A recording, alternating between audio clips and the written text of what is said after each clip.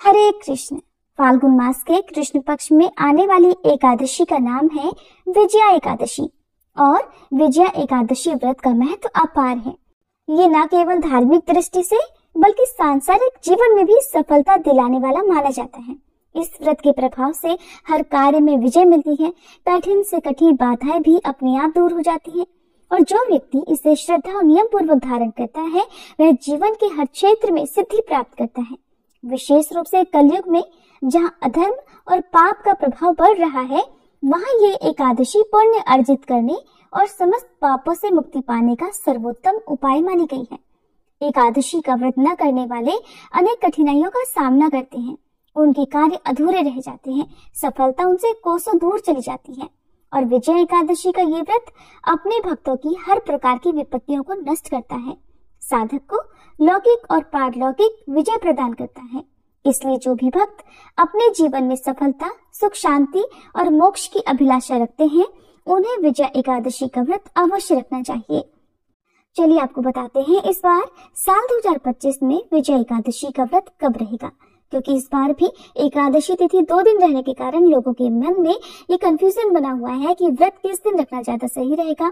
चाहे गृहस्थ जन हो या वैष्णव जन हो, किस तिथि में व्रत रखना और किस तिथि में किस शुभ मुहूर्त में व्रत खोलना सबसे सही रहेगा।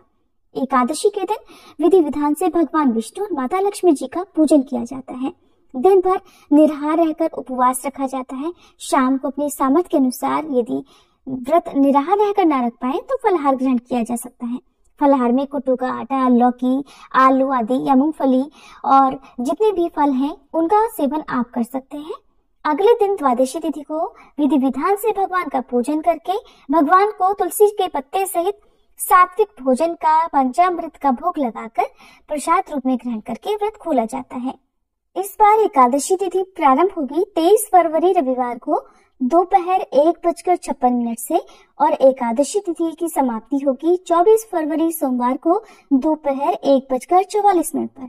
रविवार के दिन दशमी तिथि मिली हुई एकादशी रहेगी और जब भी ऐसा होता है तो चाहे गृहस्थ जन हो या वैष्णव जन हो, जो भी भक्त मोक्ष प्राप्ति की इच्छा रखते हो, उन्हें दूजी एकादशी यानी जिसमें द्वादशी और एकादशी दोनों तिथियों का संयोग हो उस दिन व्रत रखना चाहिए।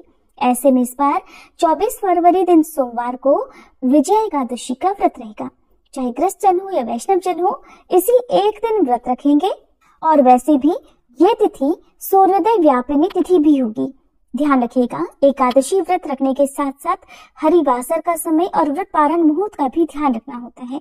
जो भक्त अनजाने में या फिर जानकारी के अभाव में रविवार के दिन व्रत रखने वाले हैं, उन्हें बता दें कि जब आप सोमवार को व्रत पारण मुहूर्त खोजेंगे तो आपको शाम 7 बजे के बाद का मुहूर्त प्राप्त होगा।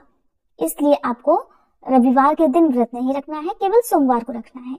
द्वादशी तिथि प्रारंभ होगी 24 फरवरी सोमवार को दोपहर 1:45 से और द्वादशी तिथि समाप्त होगी 25 फरवरी मंगलवार को दोपहर 12:47 तक। हरिवासर का समय भी दोपहर 1:45 से ही शुरू हो जाएगा।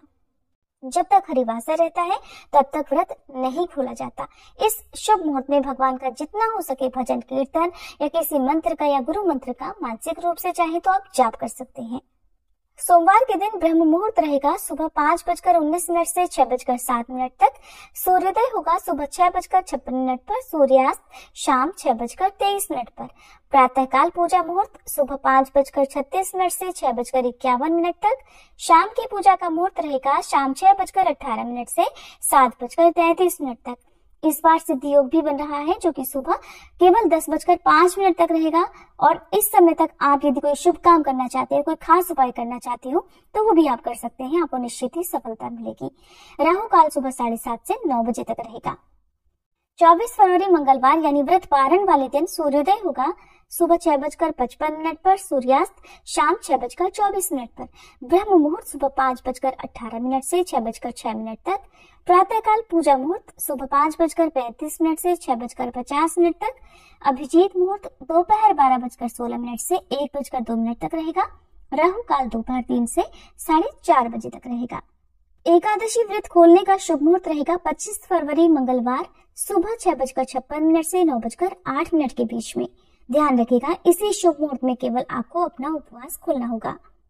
दशमी तिथि को तुलसी के पत्ते तोड़कर रख लिए जाते हैं, लेकिन इस बार दशमी तिथि को रविवार का दिन होने के कारण आप 1 या 2 दिन पहले ही तुलसी के पत्ते तोड़कर रख लें, क्योंकि तुलसी के पत्ते 1 हफ्ते तक बासी नहीं माने जाते। ये थी आज की वीडियो, उम्मीद है आपको पसंद आई होगी।